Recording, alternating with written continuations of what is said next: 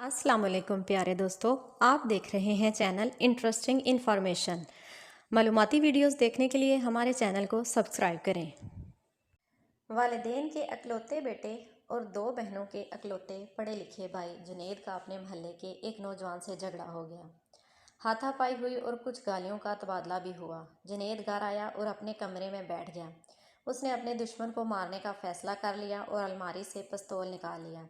अचानक उसे अपने दोस्त की नसीहत याद आई। दोस्त ने उसे ऐसा कोई भी इंतहाई कदम उठाने से पहले 30 मिनट के लिए वारदात के बाद की सूरत हाल तसव्वुराती तौर पर देखने का कहा था।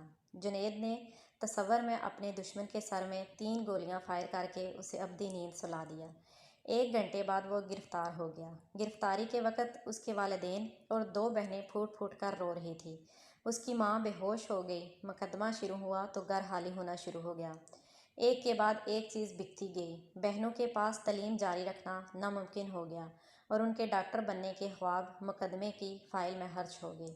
बहनों के रिश्ते आना बंद हो गए और उनके सरों में चांदी उतरने लगी। जेल की सलाहों के पीछे हर हफ्ते वालिदैन और बहनें मुलाकात के लिए जाती। बहनों का एक ही सवाल होता कि भैया अब हमारा क्या होगा, हम अपने भाई के बिस्तर पर किसको सुलाएंगी, हम भाई के नाज कैसे उठाएंगी। भाई के पास कोई जवाब नहीं होता।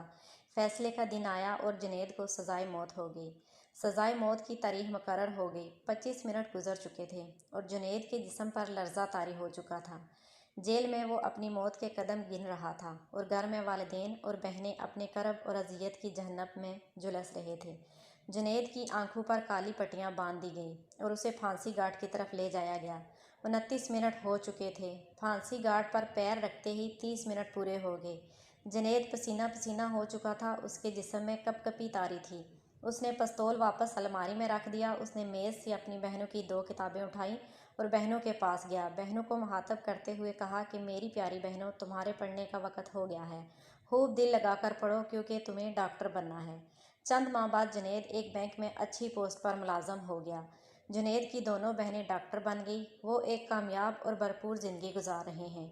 इन 30 मिनट की तसव्वुराती वारदात और 30 मिनट के मुकदमे की कार्रवाई ने एक पूरे घर को उजड़ने से बचा लिया। आप अपनी ज़िंदगी में ये 30 मिनट अपने लिए ज़रूर बचा के रखिएगा। ये 30 मिनट की तसव्वुराती अजियत आपको ज़िंदगी भर की अजियत से बचा लेगी।